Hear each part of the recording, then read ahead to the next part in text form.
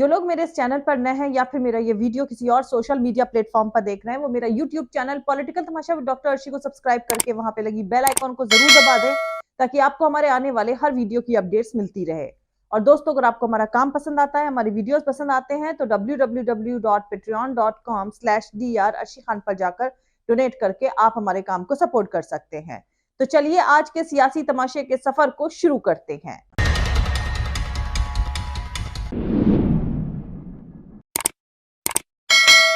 26 साल की श्रद्धा वॉलकर की भयानक हत्या ने गुजरात चुनाव में दस्तक दे दी है। बीजेपी के नेता और असम के मुख्यमंत्री हिमंत बिस्वा शर्मा ने कच्छ में एक रैली में लोगों को वार्निंग देते हुए कहा है कि अगर भारत में कोई मजबूत नेता नहीं होगा तो आफ्ताब अमीन पूनावाला हर शहर में पैदा होगा और हम अपनी सोसाइटी की हिफाजत नहीं कर पाएंगे। प्राइम मिनिस्टर नरेंद्र मोदी के लिए हिंदू मुसलमान की सियासी पिच पर बैटिंग करते हुए शर्मा ने इस बात पर जोर दिया कि देश को नरेंद्र मोदी को तीसरी बार फिर से प्राइम मिनिस्टर के लिए चुनना चाहिए। दोस्तों, हेमंत बिस्वा शर्मा ने कत्ल के मामले का पूरा डिस्क्रिप्शन बयान करते हुए इसे लव जिहाद का नाम देते हुए कहा कि यह बहुत अहम है कि नरेंद्र मोदी को 2024 में तीसरी बार फिर से प्राइम मिनिस्टर बनाया जाए। वैसे दोस्तों, होने को तो कुछ दिन पहले गुजरात में मोरबी का पुल हादसा भी हुआ है, जहां बीजेपी सरकार की लापरवाही से 135 लोग मारे गए। लेकिन मीडिया पर उससे जुड़ी खबरें ट्रेंड होंगी तो बीजेपी को चुनाव में नुकसान झेलना पड़ेगा।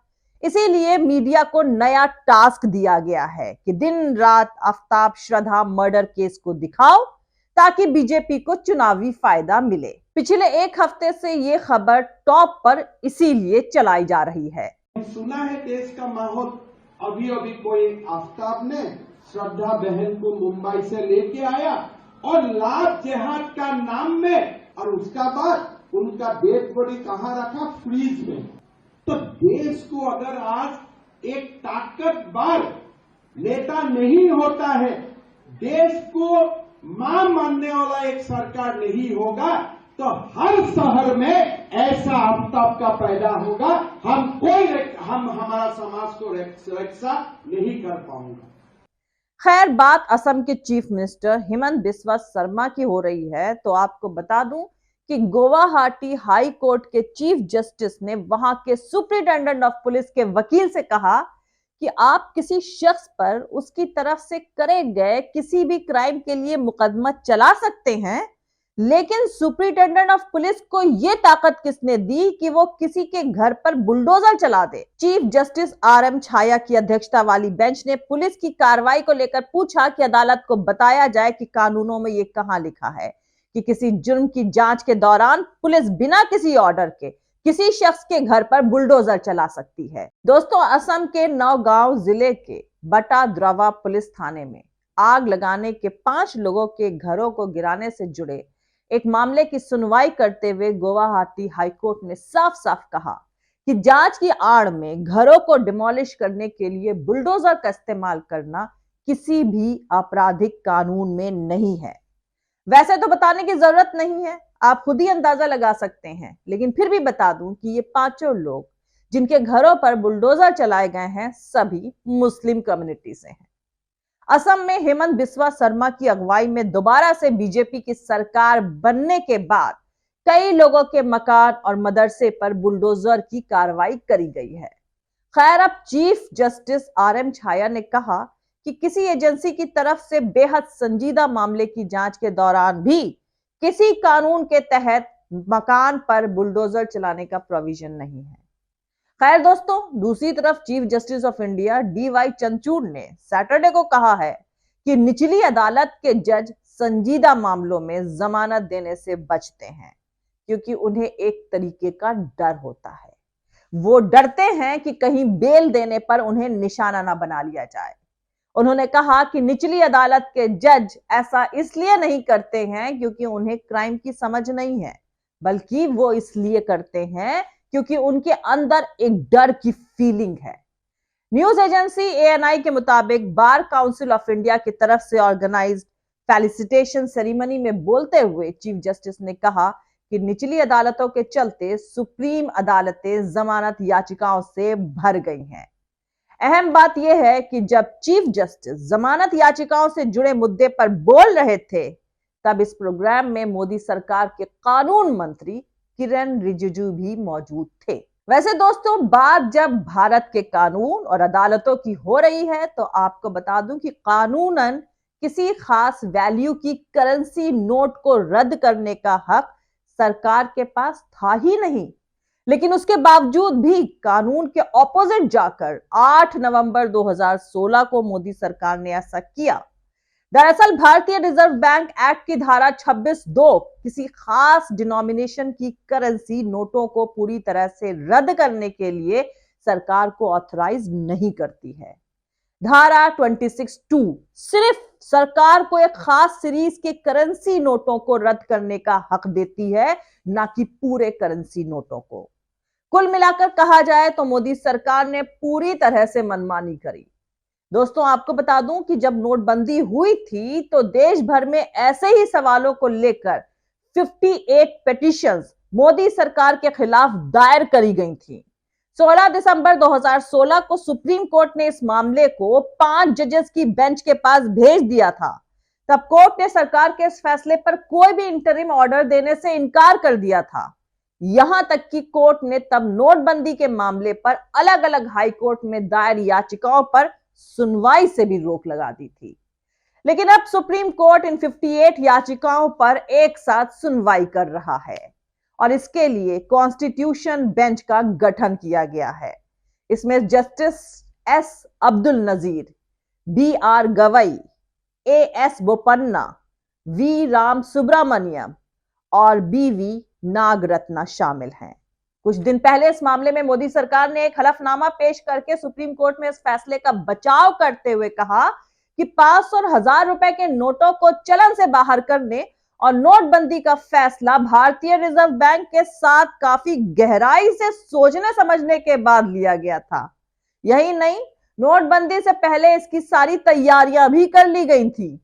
अपने हलफनामे में वही घिसी पिटी बातें दोहराते हुए मोदी सरकार ने कहा कि नोटबंदी करना जाली करेंसी आतंक के खात्मे, काले धन और कर चोरी की मुश्किलों से निपटने की एक बड़ी रणनीति का हिस्सा और एक असरदार तरीका था।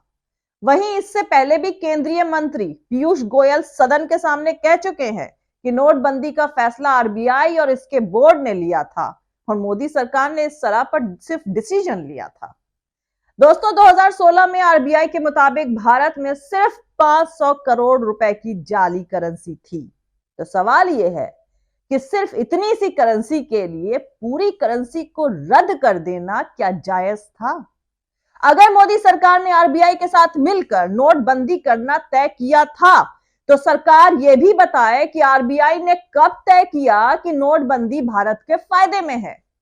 आखिर भारत की आवाम को यह जानने का हक है कि नहीं कि रातों रात 500 और 1000 के नोट बंद करने के पीछे आरबीआई ने कौन से रीजन गिनाए थे? दोस्तों, मुल्क की जनता को क्या यह पता नहीं होना चाहिए कि नोटबंदी के फैसले वाले दिन यानी 8 नवंबर को होने वाली इमरजेंसी बैठक के लिए आरबीआई बोर्ड मेंबर्स को कब नोटिस भेजा गया था और कौन कौन इस बैठक में शामिल होने आया था? कितनी देर यह बैठक चली? इस बैठक के मिनट्स कहां हैं? वहीं नोटबंदी के फैसले के बाद किस कानूनी ताकत के तहत लोगों पर अपनी ही नकदी निकालने की लिमिट तय कर दी गई थी? नोटबंदी के फौरन बाद नोट निकालने के लिए लोगों पर स्याही लगाने का आइडिया किसने दिया?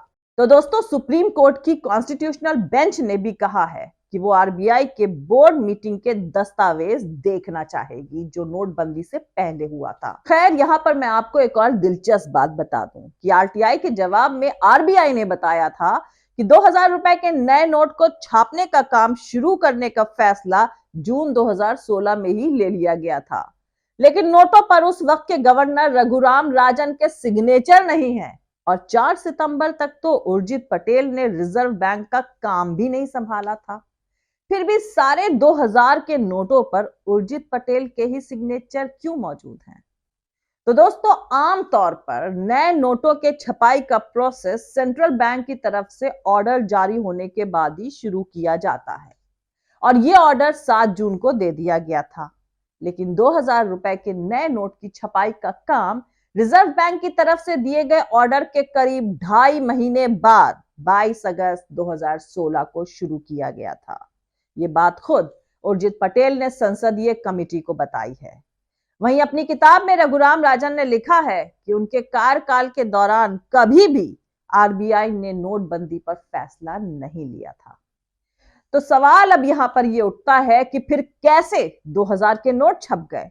यानी बहुत सारे ऐसे फैक्ट सामने मौजूद हैं जिसमें मोदी सरकार बुरी तरह से फंस सकती है। अब गेंद कॉन्स्टिट्यूशनल बेंच के पाले में है। अगर वो चाहे तो वो बता सकती है कि इस नए भारत में कानून के मुताबिक हुकूमत करने का असली मतलब क्या होता है।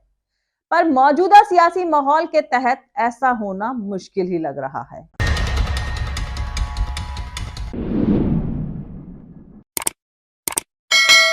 तो दोस्तों चलिए मिलते हैं अगले वीडियो में किसी दूसरे नए सियासी तमाशे के साथ। जय हिंद, सत्यमेव जयते, अल्लाह हाफिज। दोस्तों हमारा पूरा वीडियो और दूसरे और वीडियोस देखने के लिए हमारा YouTube channel political Tamasha with doctor Arshi को सब्सक्राइब करके वहां पे लगी बेल आइकॉन को जरूर दबा दें ताकि आपको हमारे आने वाले हर वीडियो की अपडेट्स मिलती रहे। और दोस्तों अगर आपको हमारा काम पसंद आता है, हमारे वीडियोस पसंद आते हैं तो www.patreon.com/dr अर्शी खान पर जाकर डोनेट करके आप हमारे काम को सपोर्ट कर सकते हैं। दोस्तों अगर आपको हमारा वीडियो पसंद आता है तो लाइक और शेयर करना हरगिज नहीं भूलें। आप हमें फॉलो भी कर सकते हैं हमारे ट्विटर, इंस्टाग्राम और फेसबुक पेज पर। मेरा ट्विटर हैंडल है @arshi_aziz khan। थैंक यू, मिलते हैं अगले वीडियो में।